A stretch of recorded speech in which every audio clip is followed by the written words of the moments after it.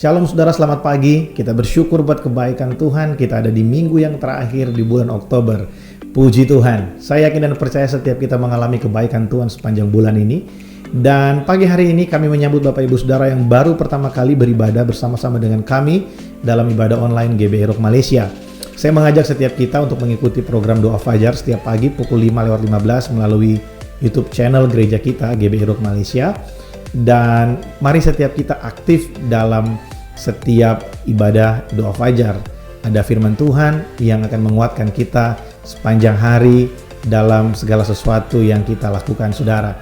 Pagi hari ini sebelum kita mulai beribadah, mari pastikan setiap sosial media kita telah dinonaktifkan sehingga kita bisa beribadah dengan fokus pagi hari ini untuk menerima berkat firman Tuhan dan merasakan hadirat Tuhan lebih dalam lagi dalam pujian penyembahan pagi hari ini. Mari sama-sama kita berdoa. Tuhan, kami bersyukur buat kasih setiamu, buat anugerah dan kebaikan dalam kehidupan kami. Kalau kami boleh ada sampai hari ini, kami percaya ini adalah bukti dari kasih setia Tuhan, kebaikan Tuhan yang tidak pernah berakhir dalam kehidupan kami. Pagi hari ini kami datang dengan hati yang rindu akan Engkau. Mari Tuhan puaskan setiap kami. Kami percaya waktu kami buka hati, dimanapun kami berada Tuhan, Engkau hadir. Dan kalau Engkau hadir, Kau pasti melakukan sesuatu buat setiap kami. Urapi setiap kami. Urapi hamba-Mu yang akan menjadi saluran berkat-Mu buat setiap kami hari ini Tuhan. Kuatkan yang lemah, pulihkan hati kami yang terluka, dan bangkitkan kepercayaan kami kepadamu. Terima kasih Tuhan, biar setiap kami mengalami encounter dengan Engkau pagi hari ini, mengalami perjumpaan dengan Tuhan pagi hari ini. Di dalam nama Yesus kami berdoa. Amin. Haleluya. Saudara, selamat menikmati hadirat Tuhan di tempat dimanapun saudara berada pada pagi hari ini. God bless you all.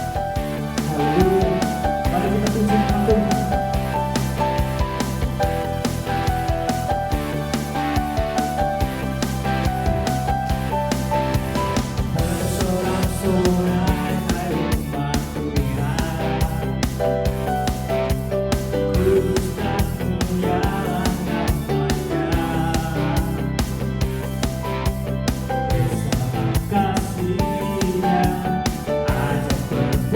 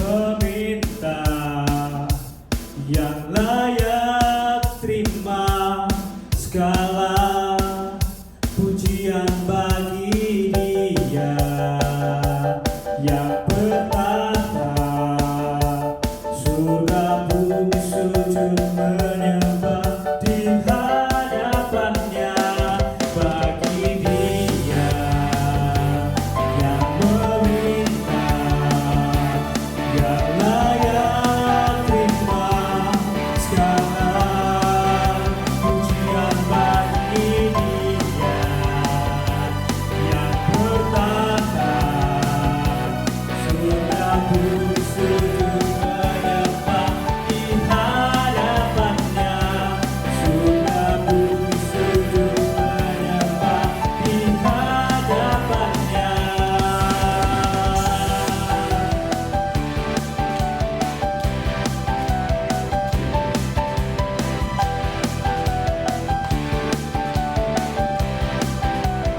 Haleluya.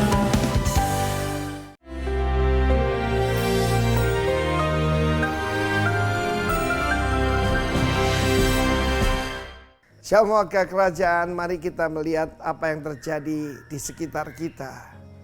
Seperti saya katakan, God is a God, a generational God, yang adalah Allah daripada Abraham, Isaac, and Jacob. Seharusnya berkat Tuhan itu progresif, harus progres, bukan regress.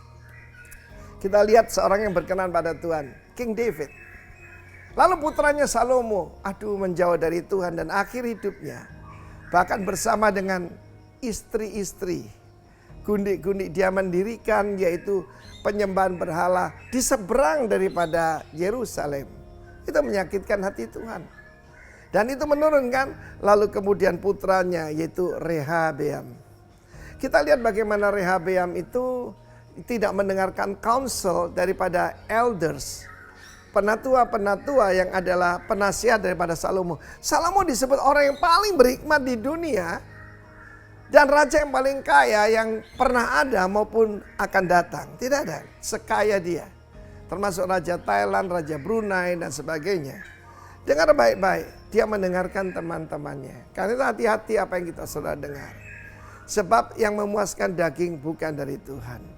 Kata para penatua itu, kalau engkau punya sifat melayani, berkata baik, maka mereka akan jadi hambamu seumur hidupmu.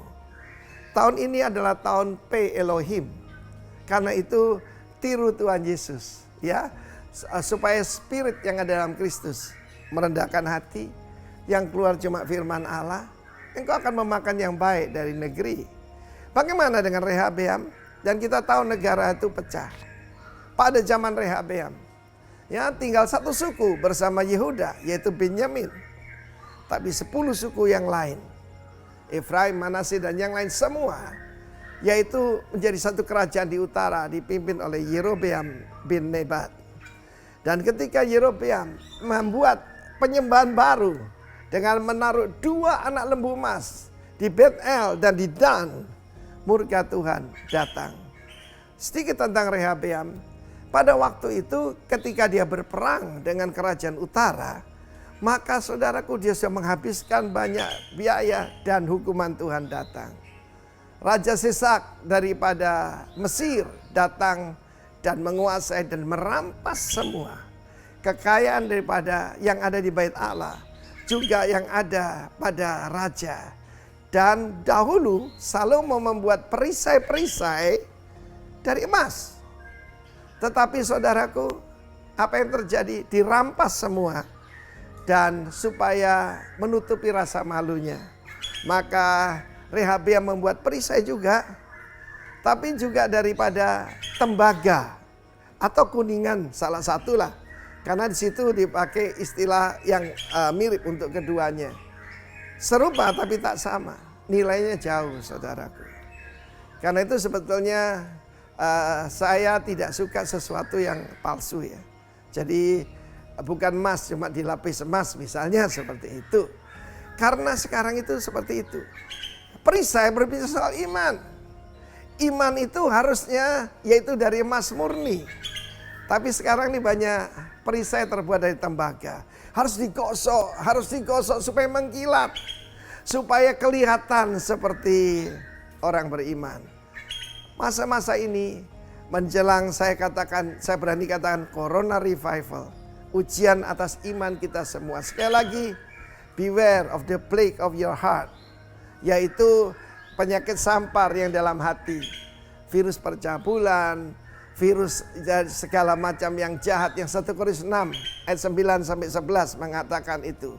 Dahulu kamu seperti itu, tapi sekarang telah dikuduskan, dibenarkan di dalam Kristus Yesus dan oleh Roh Allah. God bless you, warga kerajaan. Berkemenangan dalam Tuhan. Amin.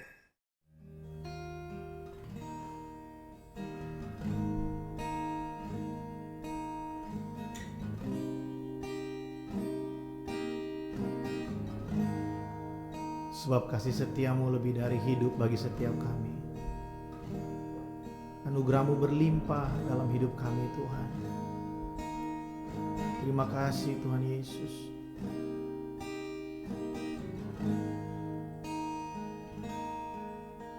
Ya Allah, Engkau kerinduanku, selalu ku cari wajah-Mu Tuhan, seperti tanah yang kering rindukan air. Demikianlah jiwaku rindu Engkau.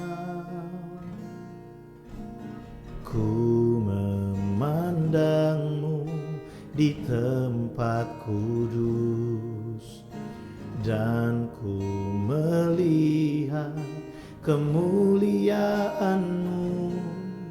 Ku berdiam di bawah naungan sayap-Mu, dan ku dapati kekuatan baru.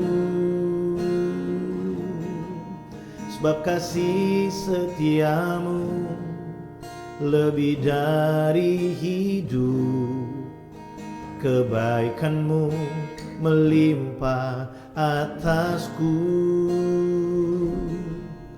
Jiwaku melekat kepadamu Tuhan, betapa ku merindukan-Mu.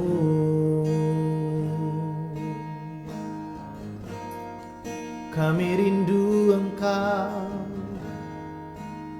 Terima kasih Tuhan. Ya Allah, Engkau kerinduanku, selalu ku cari wajah-Mu Tuhan, seperti tanah yang kering rindukan air. Demikianlah jiwaku rindu Engkau. Ku memandang-Mu di tempat kudus, dan ku melihat kemuliaan-Mu. Ku berdiam di bawah naungan sayap-Mu, dan ku dapati kekuatan baru. Sebab kasih setia-Mu lebih dari hidup, kebaikan-Mu melimpah atasku. Jiwaku melekat kepadamu Tuhan, betapa ku merindukan-Mu. Kami rindu Engkau, kami rindu hadirat-Mu. Sebab kasih setia-Mu lebih dari hidup kami Tuhan, kebaikan-Mu anugerah-Mu nyata dalam hidup kami. Sebab itu kami menyembah-Mu, sebab itu kami meninggikan-Mu ya Tuhan. Sebab kasih setia-Mu lebih dari hidup bagi setiap kami Tuhan. Sebab kasih setia-Mu lebih dari hidup, kebaikan-Mu melimpah atasku. Jiwaku melekat kepadamu Tuhan, betapa ku merindukan-Mu. Terima kasih Tuhan Yesus, sebab kasih setia-Mu, sebab kasih setia-Mu lebih dari hidup, kebaikan-Mu melimpah atasku. Jiwaku melekat kepadamu Tuhan, betapa ku merindukan-Mu, betapa ku merindukan-Mu, betapa ku merindukan-Mu.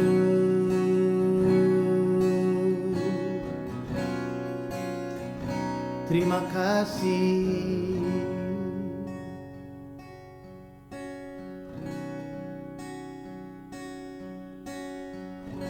Saudara, pagi hari ini kita akan dilayani oleh seorang hamba Tuhan yang luar biasa dari GBI Rock yang ada di Singapura. Mari kita siapkan hati kita untuk kita diberkati dan dibentuk oleh kebenaran firman Tuhan pada pagi hari ini. Mari kita sambut dengan penuh kasih Pastor Adun Mawu. Shalom Bapak Ibu Saudara semuanya. Baik, saya bersyukur dan juga berterima kasih karena sekali lagi diberikan kesempatan untuk membagikan berkat firman Tuhan bagi Bapak Ibu semuanya yang ada di Malaysia. Ya, sebelum kita mulai masuk dalam pembahasan firman Tuhan, saya rindu kita semua bisa berdoa terlebih dahulu, meminta pertolongan daripada Tuhan supaya Tuhan memberikan pengertian, dan sepanjang kita mendengarkan firman Tuhan kita bersama-sama diberkati oleh firman Tuhan ini. Baik, mari kita berdoa. Bapa di surga, kami bersyukur buat waktu di mana Tuhan memberikan kesempatan buat kami mendengar dan diteguhkan sekali lagi melalui firman-Mu Tuhan. Firman-Mu adalah kehidupan, firman-Mu adalah nafas bagi kami, firman-Mu adalah makanan bagi kami, dan firman-Mu adalah sumber kekuatan dalam hidup kami Tuhan. Dan biarkan sekali lagi hidup kami diubahkan, hidup kami diteguhkan, hidup kami diarahkan sejalan dan seturut dengan kehendak-Mu melalui firman-Mu Tuhan. Terima kasih, berkati hamba-Mu, tolong dalam ketidaksempurnaan hamba-Mu ini, hamba-Mu boleh menyampaikan dengan bahasa yang sederhana dan yang mudah untuk dimengerti Tuhan. Dan juga mampukan umat-Mu untuk bisa memahami apa yang Tuhan ingin sampaikan melalui bagian dari firman Tuhan ini. Kami bersyukur, terima kasih buat anugerah-Mu. Allah Roh Kudus menyerahkan waktu ini ke dalam tangan Tuhan. Engkau yang pegang kendali sepenuhnya, di dalam nama Yesus. Amin. Ya, baik. Kita pada bulan ini masuk dalam satu tema yang cukup penting, ya, yaitu movement atau pergerakan, dan subtema yang diberikan adalah ada awareness, progression, dan juga acceleration. Movement ini berbicara tentang sebuah situasi di mana kita bergerak dari satu state to another state, dari satu keadaan yang sebelumnya misalnya diam, tapi kemudian bergerak dari satu keadaan yang berbeda daripada sebelumnya, ya. Itu movement. Kita bergerak dari satu level yang level yang pertama naik ke level yang kedua dan seterusnya. Ini yang dinamakan dengan movement. Nah, movement ini sendiri atau pergerakan ini sendiri adalah, saya percaya firman Tuhan juga menjelaskan kepada kita, banyak bagian dari firman Tuhan menjelaskan bahwa Tuhan menghendaki kita untuk bergerak. Tuhan menghendaki kita untuk progres dalam hidup. Ya, terlebih lagi kalau kita bicara tentang kehidupan rohani. Ya, pertumbuhan spiritual. Tuhan tidak ingin kita menjadi stagnan. Tuhan tidak ingin kita menjadi diam seperti tidak ada pergerakan sama sekali, begitu ya. Tapi Alkitab dengan jelas, dengan tegas menegaskan kepada kita bahwa Allah, Tuhan ingin kita bertumbuh. Tuhan ingin kita move from another state to another state. Nah, kali ini saya ingin mengajak Bapak Ibu Saudara semuanya untuk belajar dari satu bagian dari perikop yang cukup menarik, yaitu di dalam Ulangan pasal yang pertama ayat yang kita akan baca dulu ayat 6 sampai ayat yang ke-8. Ulangan pasal yang pertama ayat yang ke-6 sampai ayat yang ke-8, dan kita akan belajar beberapa hal terkait dengan movement ini atau pergerakan ini. Nah, Ulangan pasal yang pertama ayat yang ke-6 sampai ayat yang ke-8. Saya akan bacakan bagian firman Tuhan ini untuk Bapak Ibu Saudara semuanya. Ya. Ayat yang ke-6, Ulangan pasal pertama ayat yang ke-6. Tuhan Allah kita telah berfirman kepada kita di Horeb demikian. Perhatikan, telah cukup lama kamu tinggal di gunung ini. Majulah, berangkatlah, pergilah ke pegunungan orang Amori dan kepada semua tetangga mereka di Araba Yordan, di pegunungan, di daerah bukit, di tanah Negeb, dan di tepi pantai laut, yakni negeri orang Kanaan, dan ke gunung Libanon sampai Efrat, sungai besar itu. Ketahuilah, aku telah menyerahkan negeri itu kepadamu. Masukilah, dudukilah negeri yang dijanjikan Tuhan dengan sumpah kepada nenek moyangmu, yakni Abraham, Ishak, dan Yakub, untuk memberikannya kepada mereka dan kepada keturunannya. Ayat 6 berkata demikian. Tuhan Allah kita telah berfirman kepada kita di Horeb demikian. Telah cukup lama kamu tinggal di gunung ini. Nah, dari keterangan kalau berdasarkan data di dalam Keluaran pasal 19 ayat 1 dan kemudian dikaitkan pada Ulangan pasal yang pertama ini ayat yang ketiga, ya, ada keterangan tanggal di sana. Tanggal mereka keluar di Keluaran itu, tanggal mereka keluar mulai perjalanan dari Mesir, dan kemudian tanggal mereka singgah di Gunung Sinai, tanggal mereka tiba di Gunung Sinai. Dan kemudian ayat yang ketiga dari Ulangan pasal pertama ini menjelaskan pada tanggal 1 bulan 11 tahun ke-40. Dari kedua data itu didapat bahwa ternyata mereka tinggal di Gunung Sinai setelah mereka mendapatkan menerima hukum Taurat. Setelah Musa menerima hukum Taurat, itu kurang lebih setahun, atau tepatnya setahun kurang 10 hari. Nah, jangka waktu itu dikatakan Tuhan telah terlalu lama, cukup lama kamu tinggal di gunung ini. Sudah waktunya, ayat 7 kemudian, sudah waktunya kamu berangkat, kamu pergi dan memasuki tanah Kanaan. Dengan kata lain, kamu memulai peperangan atau pertempuran untuk kamu bisa menduduki tanah ini. Nah, ya, ini unik. Ya, ini unik. Kenapa Tuhan mengizinkan atau membiarkan bangsa Israel ini diam di Gunung Sinai selama kurang lebih 1 tahun? Paling tidak ada 2 alasan yang cukup penting yang perlu kita tahu di sini. Yang pertama, bahwa kita semua tahu bahwa bangsa Israel ini ketika mereka keluar dari Mesir, mereka adalah petani.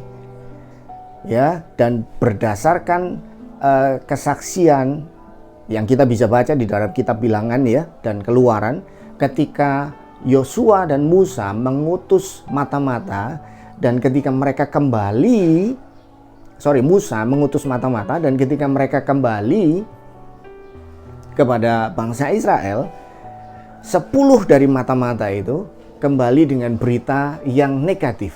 Hanya 2 di antaranya, yaitu Yosua dan Kaleb, membawa berita positif bahwa kita pasti bisa mengalahkan bangsa ini. Dan perhatikan, berita negatif itu diterima secara utuh oleh sebagian besar bangsa Israel, yang notabene memang ketakutan dengan fakta-fakta yang ada di tanah Kanaan, bahwa bangsa ini diduduki oleh orang-orang yang besar dan kuat, gitu ya, keturunan-keturunan raksasa. Dan memang pada faktanya ada sebagian daerah yang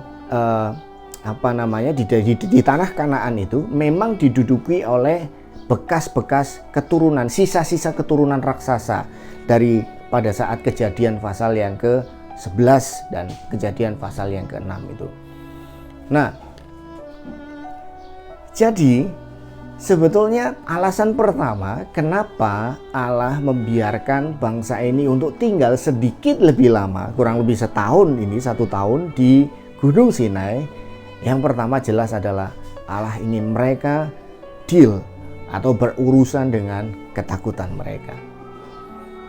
Ya, kalau kita baca misalnya di dalam kitab Bilangan pasal yang pertama, itu di momentum itu saat mereka sesudah menerima hukum Taurat, ya, dan kemudian mereka diajar oleh Musa dan sebagainya.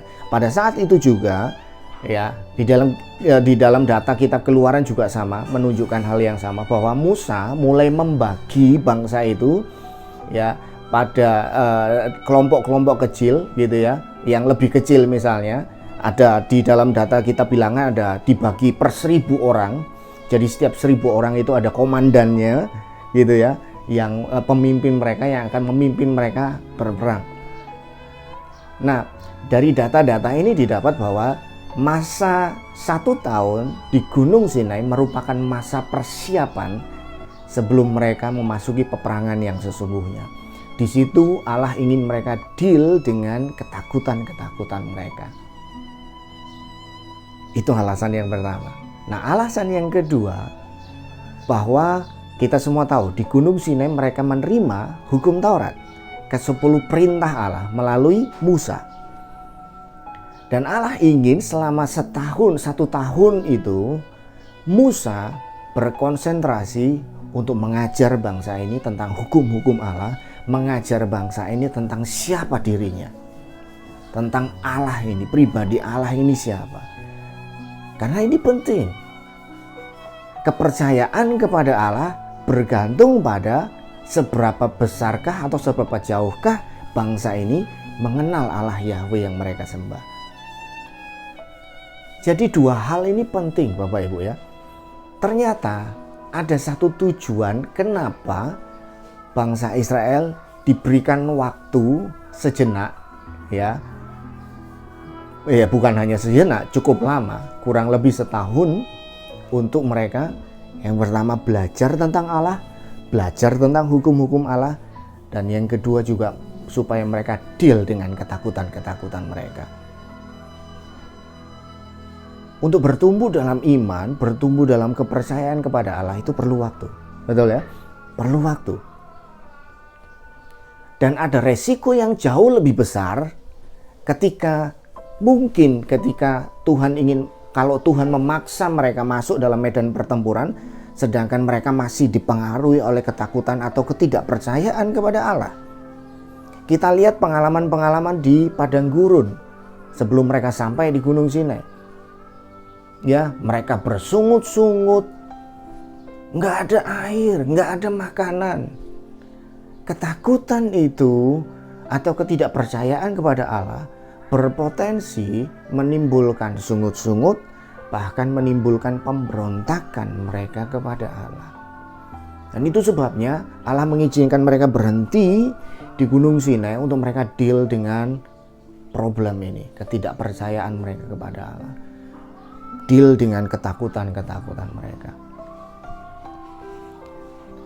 Dan dari sini kita bisa belajar satu hal yang penting, bahwa kita perlu mengenali kapan kita memang harus diam dan mengapa Allah mengizinkan kita ada dalam kondisi diam, misalnya kondisi yang tidak bergerak dalam hidup mereka, ya, ada banyak orang mengeluh, Tuhan kenapa kok keuanganku begini-begini saja, kenapa kok karirku begini-begini saja, kenapa kok pekerjaanku ini saja, rumah tanggaku kok begini-begini saja, pelayananku kok begini-begini saja. Nah, ada kalanya mungkin kita harus melihat kepada diri kita sendiri dan mulai melihat atau mulai menyadari mungkin saat-saat seperti itu adalah saat-saat di mana Tuhan mengizinkan kita untuk diam. Diam dalam arti dua hal. Mungkin kita diminta atau Tuhan ingin kita deal dengan ketakutan-ketakutan kita, deal dengan masalah problem-problem ketidakpercayaan kita. Dan yang kedua, Tuhan menginginkan kita untuk rooting in the word. Misalnya, kita grow deeper in the word of God. Kita berakar kuat di dalam firman Tuhan. Kita seringkali gagal mengenali momentum-momentum ini bersama dengan Tuhan. Seringkali manusia itu punya kecenderungan untuk tidak bisa diam sebetulnya. Ya, tidak suka dengan stagnasi, nggak suka dengan keadaan yang diam, yang seperti ini saja misalnya. Manusia itu maunya bergerak, doing something, gitu ya.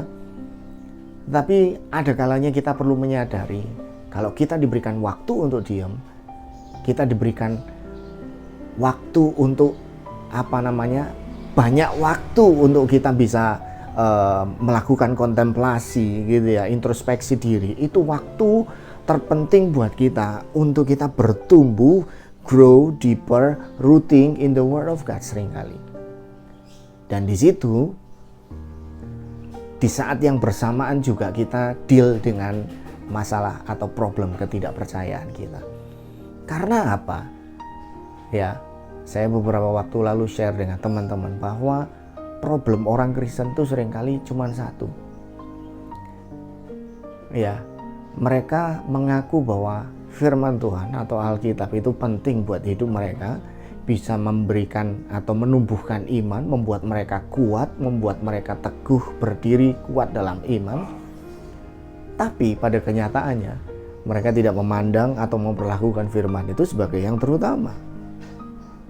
Ya, Bapak Ibu bisa search di Google tentang survei-survei berapa persen dari orang-orang di gereja, ya rata-rata baik di Amerika, ada berbagai macam survei. Di Amerika, di Australia juga pernah dilakukan survei itu. Bahkan di Indonesia juga sama, di beberapa gereja di Jakarta.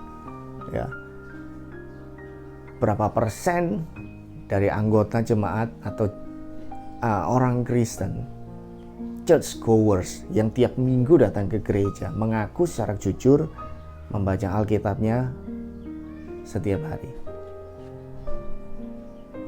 Jawabannya adalah less than 30%, kurang dari 30%. Tapi kalau ditanya, apakah Anda yakin bahwa Alkitab berguna untuk kehidupan Anda, baik untuk hidup ini maupun hidup yang akan datang? Ya, 100% percaya. Tetapi ketika ditanya, lalu apakah Anda membaca Alkitab Anda tiap hari? Tidak. Ya, ini sesuatu yang sebetulnya bisa menggugah kita dan membuat kita sadar bahwa problem utama dari iman orang Kristen itu, iman kita sendiri, bukan sebetulnya dari misalnya semata-mata Tuhan tidak mengajarkan atau memberikan pengalaman-pengalaman rohani yang luar biasa seperti orang-orang lain. Kadang kita terjebak dengan sikap kita mengejar pengalaman-pengalaman dengan Tuhan.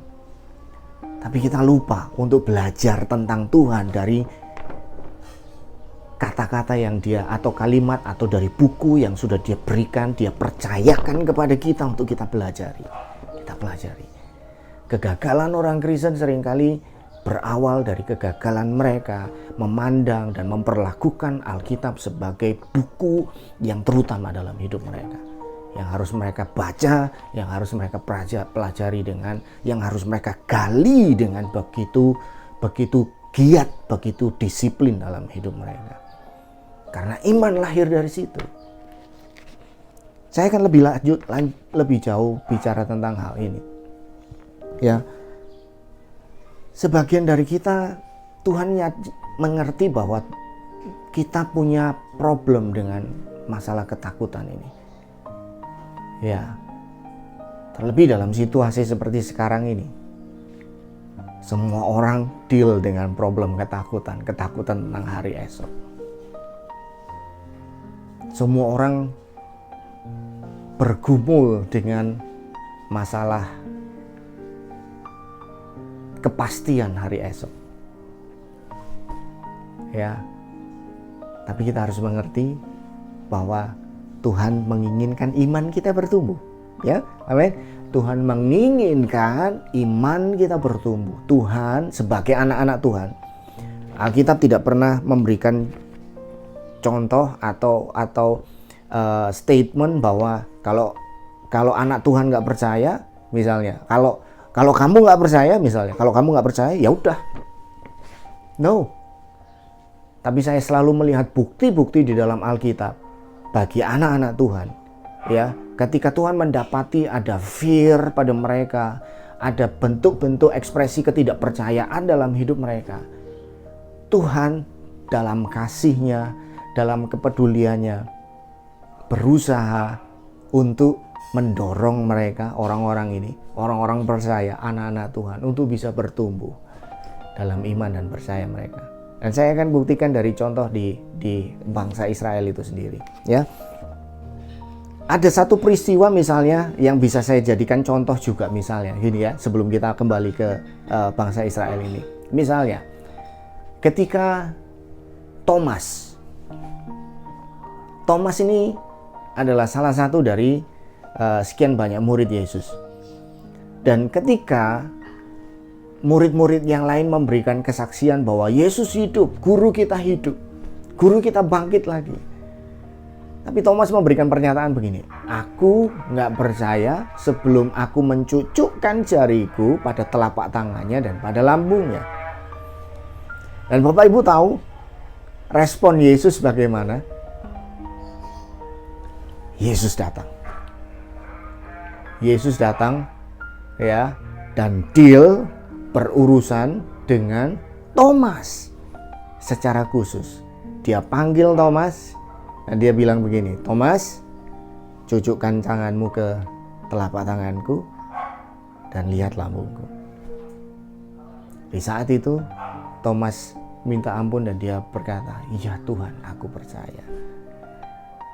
Dan kemudian Yesus memberikan respon atau statement begini, karena kamu telah melihat dan kamu percaya, maka berbahagialah mereka yang tidak melihat namun percaya.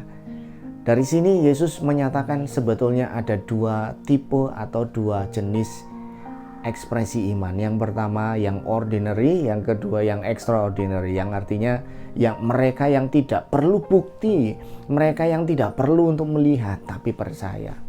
Tapi perhatikan begini, Tuhan kita mengerti, Tuhan kita sadar bahwa sebagian dari kita adalah orang-orang yang bergumul dengan ketidakpercayaan, bergumul dengan iman kita, bergumul dengan ketakutan. Dan Tuhan juga ingin kita deal, dan bahkan Tuhan sendiri datang, Tuhan sendiri ingin menyatakan dirinya untuk deal dengan masalah ketidakpercayaan, dengan ketakutan-ketakutan kita. Karena Tuhan ingin kita semua bertumbuh dari satu iman ke iman yang berikutnya. Dari satu level iman kita move dari satu level iman, dari one state of faith to another state of faith. Dari satu level iman yang mungkin lebih rendah naik ke level iman yang lebih tinggi. Tuhan kita tidak akan pernah membiarkan kita terus di level iman yang sama. Tapi Tuhan, seringkali memang Tuhan akan membuat kita tidak nyaman mungkin. Tuhan akan membawa kita ke dalam pengalaman-pengalaman yang mungkin lebih sulit daripada sebelumnya. Tapi dengan tujuan yang satu sebetulnya. Ingin membawa kita lebih mengenal dirinya dan ingin membawa kita pada level iman yang lebih baik. Ya, nah Kalau kita lihat, kita belajar dari Ulangan pasal yang pertama ini, apa yang kita bisa pelajari, apa yang kita bisa dapat?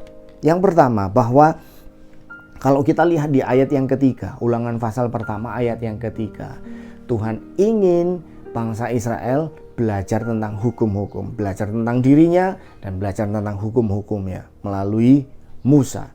Nah, di situ dikatakan Musa mengajar bangsa Israel tentang semua perkataan yang diperintahkan Tuhan pada Musa untuk bangsa Israel.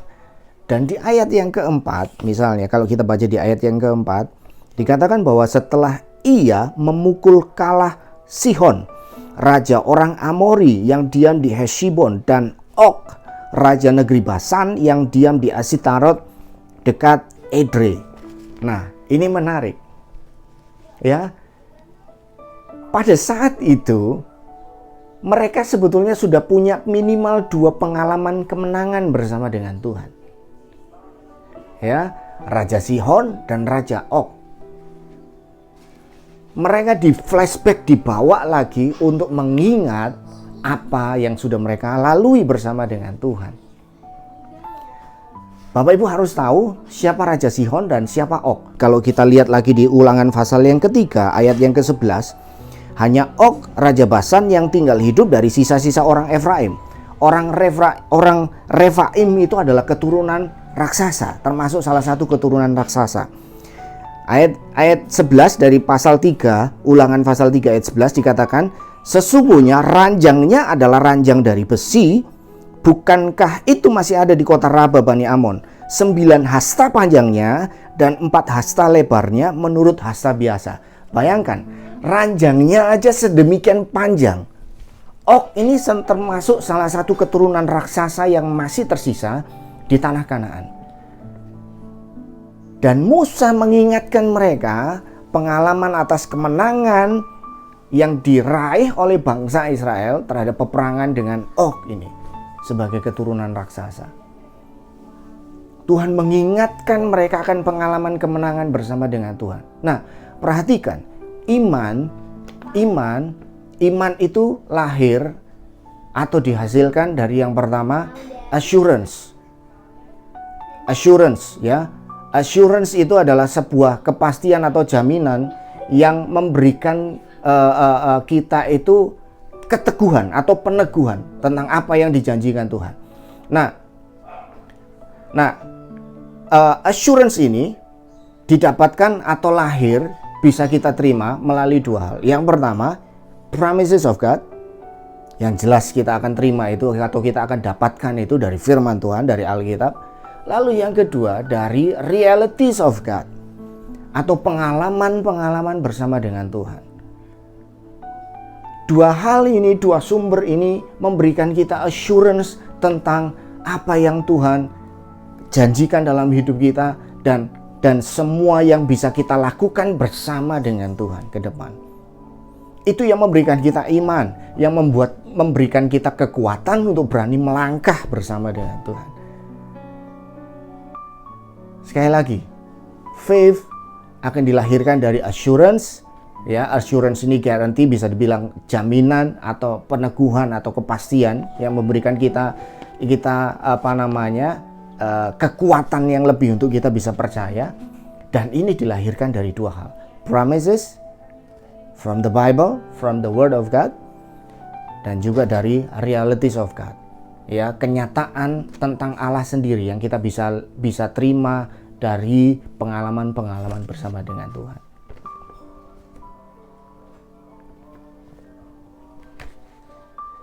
Kita seringkali terlalu terjebak dengan mengejar pengalaman-pengalaman bersama dengan Tuhan. Ya, saya ulang poin ini sekali lagi. Kita terjebak dengan menginginkan pengalaman-pengalaman bersama dengan Tuhan. Kita dengar kesaksian dari orang lain, wah kita ingin seperti itu, ngalami seperti itu. Kita dengar kesaksian orang diberkati secara finansial, kita dengar kesaksian orang disembuhkan. Ya, tapi kita lupa bahwa semua itu pengalaman bersama dengan Tuhan itu akan berjalan bersama-sama dengan pemahaman kita akan Tuhan. Ya. Di dalam Efesus pasal yang ketiga ayat 18 sampai 19. Di dalam Efesus pasal yang ketiga ayat 18 sampai 19, Rasul Paulus berdoa untuk jemaat di Efesus. Dia berkata demikian. Aku berdoa supaya kamu bersama-sama dengan segala orang kudus dapat memahami betapa lebarnya dan panjangnya dan tingginya dan dalamnya kasih Kristus, dan dapat mengenal kasih itu sekalipun ia melampaui segala pengetahuan. Aku berdoa supaya kamu dipenuhi di dalam seluruh kepenuhan Allah. Coba bandingkan sekali lagi di 1 Yohanes pasal yang keempat ayat yang ke-16 dan 18. 1 Yohanes pasal yang keempat ayat yang ke-16 sampai ke-18. Ayat ini berkata demikian, kita telah mengenal dan telah percaya akan kasih Allah kepada kita. Allah adalah kasih, dan barang siapa tetap berada di dalam kasih, ia tetap berada di dalam Allah dan Allah di dalam dia. Dalam hal inilah kasih Allah sempurna di dalam kita, yaitu kalau kita mempunyai keberanian percaya pada hari penghakiman, karena sama seperti Dia, kita juga ada di dalam dunia ini. Di dalam kasih tidak ada ketakutan. Kasih yang sempurna melenyapkan ketakutan, sebab ketakutan mengandung hukuman, dan barang siapa takut, ia tidak sempurna di dalam kasih. Ketidaksempurnaan di dalam kasih atau ketidaksempurnaan kasih Allah di dalam kita, itulah yang menyebabkan ketakutan. Dan Paulus berdoa supaya kita dapat mengenal, kita dapat memahami betapa lebarnya, betapa tingginya, betapa panjangnya, betapa dalamnya kasih Allah itu dalam hidup kita. Perhatikan, memahami dan mengalami itu berjalan bersama-sama.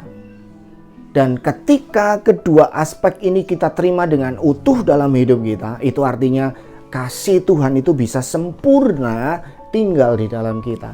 Kita mengenal dan memahami kasih Allah dalam hidup kita secara utuh. Dan ya, 1 Yohanes tadi menjelaskan bahwa ketika kasih Allah itu sempurna di dalam kita, maka ketakutan lenyap. Artinya semakin kita bertumbuh dalam pemahaman dan pengenalan akan kasih Allah dalam hidup kita, maka ketakutan akan semakin hilang.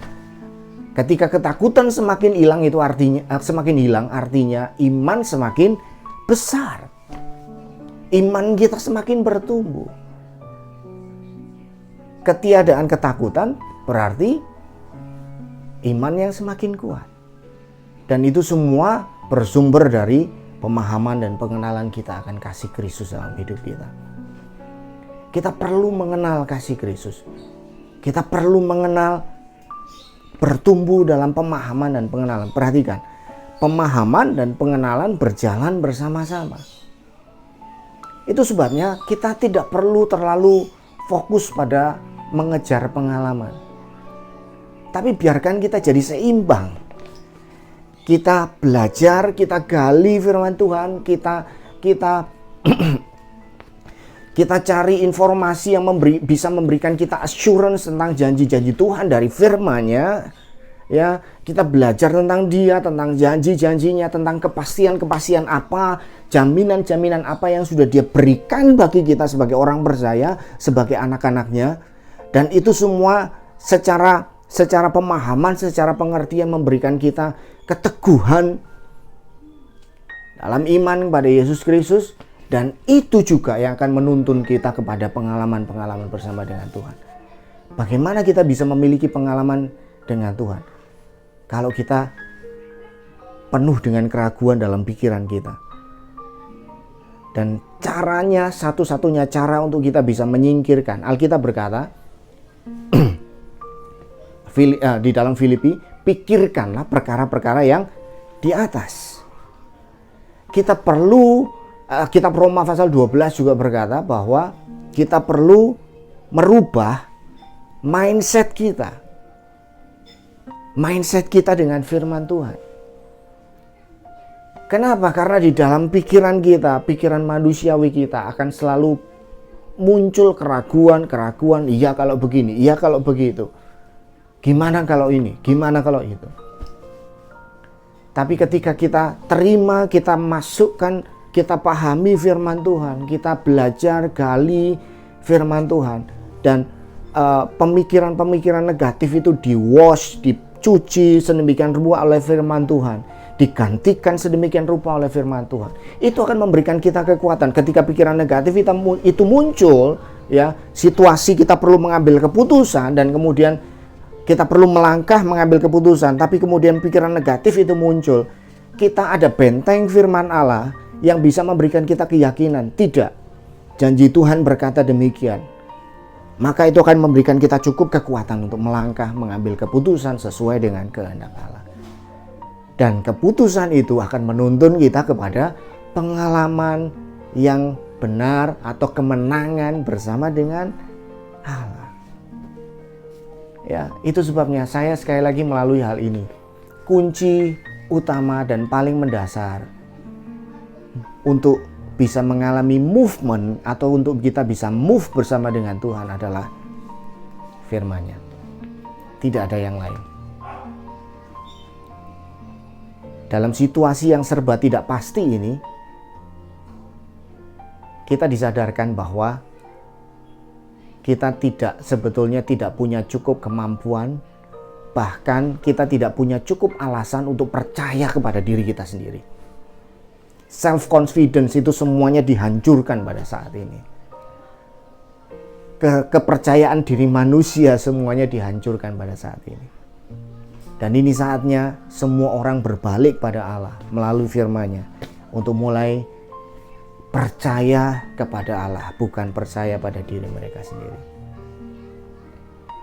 Alkitab memberikan kita assurance, guarantee, jaminan dalam hidup kita, yang bisa memberikan kita kekuatan untuk percaya, yang bisa memberikan kita kekuatan untuk melangkah bersama dengan Tuhan. Jangan pernah abaikan firman Tuhan. Ya, jangan abaikan nilai penting dari firman Allah dalam hidup kita. Jangan hanya sehari-hari kita seolah-olah menunaikan tugas untuk membaca firman, tapi miliki satu tekad komitmen yang kuat untuk belajar dan menggali firman Tuhan. Ya, saya tidak punya waktu untuk menjelaskan tentang ayat-ayat atau kebenaran-kebenaran firman Tuhan yang memberikan kita kepastian. Secara khusus misalnya kepastian tentang keselamatan. Karena saya tahu ada banyak orang Kristen dan mungkin di antara Bapak Ibu Saudara yang sampai saat ini masih memiliki keraguan akan keselamatan. Saya selamat atau enggak ya?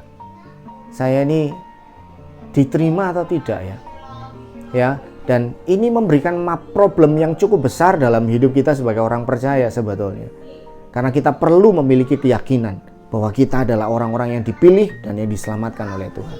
Keyakinan itu akan memberikan kita kekuatan, bahkan bukan hanya pada hari penghakiman kita atau hari di mana kita akan berjumpa dengan Yesus Kristus di surga nanti, tapi akan memberikan keyakinan pada kita saat ini bahwa Tuhan bahkan juga menjamin kehidupan kita saat ini. Bukan hanya nanti waktu pada hari penghakiman, tapi juga Tuhan sudah menjamin, Tuhan sudah provide everything. Providensia Allah sempurna dalam hidup kita bahkan sampai hari ini, sampai kita sampai ke garis finish kita nanti. Nah, itu yang perlu kita tahu, itu yang perlu kita kejar. Ya, apakah kita perlu mengejar assurance ini? Ya, tentu saja kita perlu. Kita perlu mengejar, kita perlu meneliti, kita perlu menggali ini. Karena hidup tanpa assurance adalah hidup yang sebetulnya bisa miserable. Miserable itu kita tanpa tujuan yang jelas, kita tanpa kepastian, kita tanpa keyakinan untuk melangkah. Tapi perhatikan, Alkitab memberikan kita kepastian tentang hidup kita. Ending kita nanti bagaimana. Tuhan sudah memberikan kita kepastian tentang itu semua. Kalau kita sudah tahu ending kita bagaimana, kita tidak mungkin khawatir tentang hidup kita yang sekarang, gitu loh. Sederhana. Ya, saya harap kita punya waktu nanti bisa belajar tentang hal ini. Ya, atau mungkin Pastor Edward bisa nanti akan mengajarkan tentang hal ini. Apa yang Alkitab katakan tentang assurance of salvation itu dalam hidup kita. Karena iman kita hari ini juga bergantung dari itu. Ya, iman lahir dari assurance, ya, dan assurance itu lahir sebetulnya dari dua aspek. Yang pertama promises of God, dan yang kedua realities of God. Ya, kejar ini supaya dalam hidup kita bisa terus bertumbuh dalam iman. Sekali lagi, Tuhan tidak pernah membiarkan kita diam. Tuhan tidak pernah membiarkan kita stagnan dalam iman kita, tapi Tuhan akan selalu berupaya sedemikian rupa untuk menolong kita bisa bertumbuh dalam iman. Saya berdoa supaya jemaat di Malaysia, Bapak Ibu semuanya, dapat terus tetap kuat di dalam Tuhan dan semakin bertumbuh dalam iman. Kita belajar dari Ulangan 1 ayat 6-8 tadi. Tuhan berkata, terlalu cukup lama engkau tinggal di sini, ya. Dan mungkin waktu-waktu yang akan kita lewati selama COVID-19 ini mungkin masih akan lama.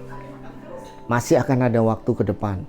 Tapi perhatikan, ketika kita diberikan waktu, itu waktu buat kita untuk grow deeper, rooting in the word of God, dan kita menantikan Tuhan untuk menjumpai kita, memberikan kita pengalaman-pengalaman kemenangan bersama dengan Tuhan.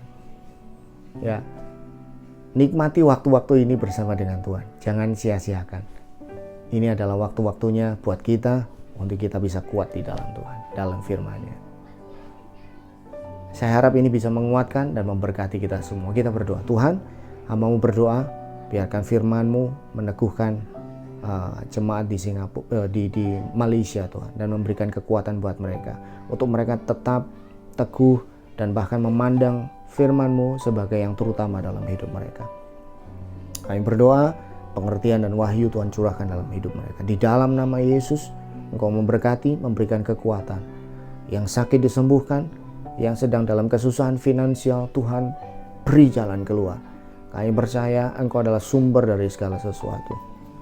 Kami berdoa segala permasalahan, problem hidup mereka, Tuhan tolong mereka untuk mereka bisa melihat, memandang kepada Tuhan, dan bahkan menemukan jalan keluar, menemukan langkah-langkah, keputusan-keputusan yang mereka harus ambil sehingga mereka memperoleh kemenangan bersama dengan Tuhan. Di dalam nama Yesus, kami serahkan umat-Mu di Malaysia ini ke dalam tangan Tuhan. Haleluya. Amin. Tuhan Yesus memberkati. Saya yakin dan percaya setiap kita diberkati oleh firman Tuhan yang sudah dibawakan oleh hamba-Nya pada pagi hari ini. Mari saudara, sebelum kita menutup ibadah kita pagi hari ini, kita akan berdoa syafaat bersama-sama. Mari sama-sama kita datang di hadapan Tuhan untuk berdoa. Bapa, dalam nama Yesus kami bersyukur buat kebaikan-Mu. Kami bersyukur buat anugerah-Mu dalam kehidupan kami. Pagi hari ini kami datang dengan hati yang mengucap syukur, hati yang limpah dengan ucapan syukur buat semua yang sudah Tuhan kerjakan, yang Tuhan lakukan dalam kehidupan kami. Kalau kami boleh ada sampai pagi hari ini Tuhan, kami tahu ini bukti dari kesetiaan Tuhan yang tidak pernah berakhir dalam kehidupan setiap kami. Tuhan, pagi hari ini kami berdoa di hadapan-Mu, menyerahkan hamba-Mu Pastor Adun Mawu yang sudah menjadi berkat buat setiap kami hari ini Tuhan. Mari Engkau urapi hamba-Mu ini lebih lagi. Engkau urapi hamba-Mu ini lebih lagi Tuhan.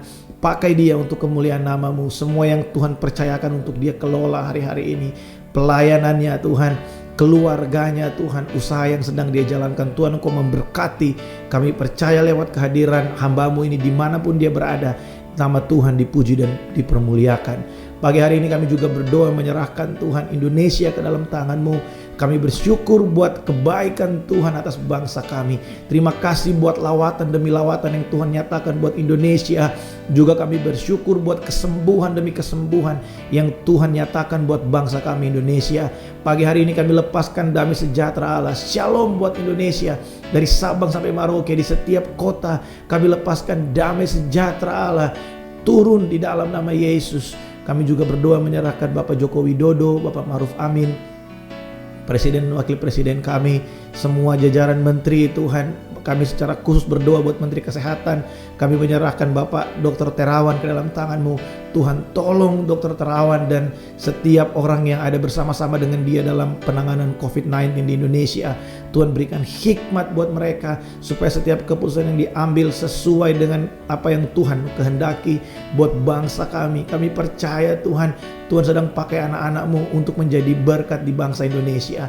Terima kasih Tuhan. Kami berdoa juga pagi hari ini, kami minta belas kasihan Tuhan buat Malaysia, tempat di mana kami bekerja, kami belajar, kami berusaha, kami melayani Tuhan. Tuhan, kami berdoa minta belas kasihan-Mu buat Malaysia.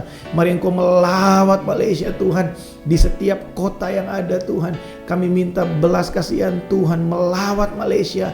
Tuhan, mari Engkau pakai setiap dokter, Kau pakai setiap tenaga medis yang ada, supaya lewat kehadiran mereka banyak kesembuhan terjadi Tuhan. Kami berdoa Tuhan pagi hari ini menyerahkan Malaysia ke dalam tangan-Mu. Tuhan berkati Perdana Menteri yang ada, setiap aparat Tuhan kesehatan yang ada, tenaga medis yang ada Tuhan, Engkau urapi mereka, jagai mereka. Kami percaya Tuhan Engkau mendengar seruan umat-Mu. Ada banyak anak-anak Tuhan yang berdoa Tuhan di negeri ini untuk Malaysia. Kami berdoa melepaskan damai sejahtera Allah buat Malaysia Tuhan, di dalam nama Yesus. Tuhan, buat umat-Mu, jemaat-Mu, umat-umat pilihan-Mu, kami berdoa Tuhan buat setiap jemaat yang sampai hari ini masih bekerja keluar dari rumah mereka, meninggalkan keluarga mereka. Kami lepaskan berkat dari Tuhan, perlindungan dari Tuhan. Ada pagar perlindungan Allah menyertai umat-Mu kemanapun mereka pergi Tuhan, di dalam nama Yesus. Oh, terima kasih buat perlindungan, terima kasih buat penyertaan Tuhan dalam kehidupan umat-Mu. Kami percaya Tuhan, tidak ada satu sakit penyakit pun yang berani mendekati kami, karena ada meterai anak domba Allah atas hidup kami. Ada meterai darah Yesus dalam hidup kami. Terima kasih Tuhan, terima kasih. Sekalipun mungkin hari ini sedang terjadi sesuatu yang tidak menyenangkan buat kami, oh kami percaya akan kebaikan Tuhan. Sekalipun kami tidak melihat tangan-Mu, kami belum melihat tanda-tanda pertolongan, tapi kami percaya akan kebaikan Tuhan yang tidak pernah berakhir buat setiap kami Tuhan. Terima kasih buat pagi hari ini. Engkau memberkati setiap persembahan yang dibawa oleh umat-Mu melalui transfer ke rekening gereja. Engkau memberkati setiap benih yang kami tabur. Tidak ada benih yang tidak bertumbuh Tuhan, tidak ada benih yang tidak berbuah. Kami percaya bahwa Engkau Allah yang menepati janji-Mu buat setiap kami. Tidak ada di antara umat-Mu yang berkekurangan, sebab Engkau Allah yang memberkati setiap kami. Setiap benih yang kami tabur, semua yang kami usahakan diberkati Tuhan sepanjang minggu ini Tuhan. Kami limpah dengan ucapan syukur untuk semua yang Tuhan kerjakan sepanjang bulan Oktober ini. Kami bersyukur buat kebaikan Tuhan. Kami siap memasuki bulan yang baru Tuhan. Kami percaya ada berkat yang baru, ada kekuatan yang baru, ada jalan-jalan yang baru yang Tuhan siapkan buat setiap kami. Pintu-pintu yang tertutup Tuhan bukakan bagi setiap kami. Berjalan dari depan kami, bersama-sama dengan kami ya Tuhan. Pagi hari ini kami akan menerima berkat-Mu. Mari Tuhan, Engkau memberkati setiap kami. Saudara, mari angkat kedua tangan-Mu. Saudara yang diberkati Tuhan, saudara yang dikasihi Tuhan, terimalah berkat dan rahmat dari Allah Bapa, kasih dan cinta yang tidak pernah berakhir dalam Yesus Kristus Tuhan, dan persekutuan yang manis dengan Allah Roh Kudus menyertai setiap kita mulai siang hari ini sampai Maranatha, Tuhan Yesus datang pada kali yang kedua. Semua yang terima berkat ini sama-sama kita berkata, amin. Haleluya. Saudara, jangan lupa nanti sore ada Zoom Fellowship. Kita akan sama-sama berjumpa dalam aplikasi Zoom. Saudara bisa menghubungi WhatsApp yang ada di layar saudara untuk bisa mendapatkan link dari Zoom meeting nanti sore. Selamat hari Minggu, selamat menikmati kebaikan Tuhan. God bless you all.